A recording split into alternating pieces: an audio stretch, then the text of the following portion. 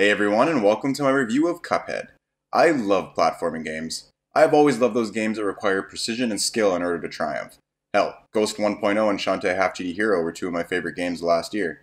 So when Cuphead was announced a little while back with its crazy retro 30s cartoon aesthetic, I was immediately on board for it. Any throwback to the days of amazing platformers is fine by me.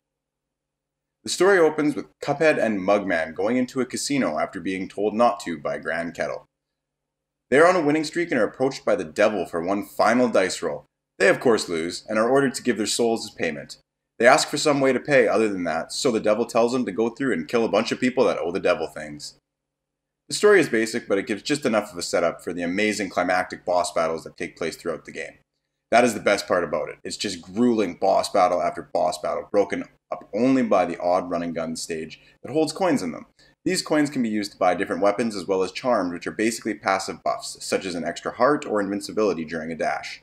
You will need these to get through the game, but while these run and gun stages are fun and necessary, they are definitely the weakest part of the game. I played them, got the coins, and went straight on to find out what the next crazy boss battle was. I'm sure you've heard by now that this game is difficult, and my god is it ever. Every single level and boss will take you multiple times in order to get through it. There are no checkpoints, and each boss is a multi-phase affair. You get through one phase just to find the boss completely switch up his tactics, requiring on-the-fly changes in your playstyle that usually followed by a swift death. The only thing that gives you any idea of how far you've made it is a little graph at every time you die that shows which phase you got to. Some of the bosses have upwards of 4 or 5 different phases that must be battled through on a single life. The aesthetic is probably the best part of the game. It's phenomenal. The 30s atmosphere mixed with the classic 80s style of gameplay works way better than it has any right to.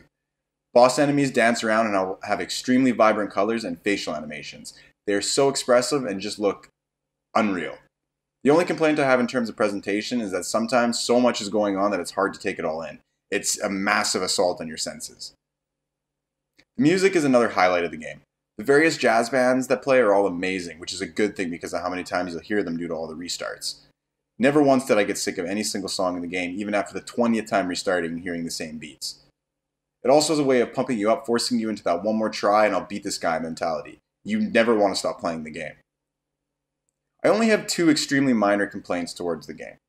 One of them is that the bosses tend to feel a little bit random towards the end of the game. You can get locked into platforming situations that you have no way out of, or sometimes a boss will play out in a way that gives you an advantage that can sometimes leave the victory feeling a little bit hollow. The other thing I have is the parry system. Most of the time it works great, but sometimes it feels like it just hasn't been ironed out perfectly. You'll take damage and it won't parry when you think it should, and sometimes you'll get lucky and it'll parry when you feel like you should have got hit.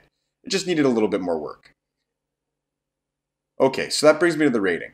I personally feel that the combination of difficulty, which I love being challenged, the presentation and gameplay coupled with the fact that the game is $20, I'm giving it a 10 out of 10.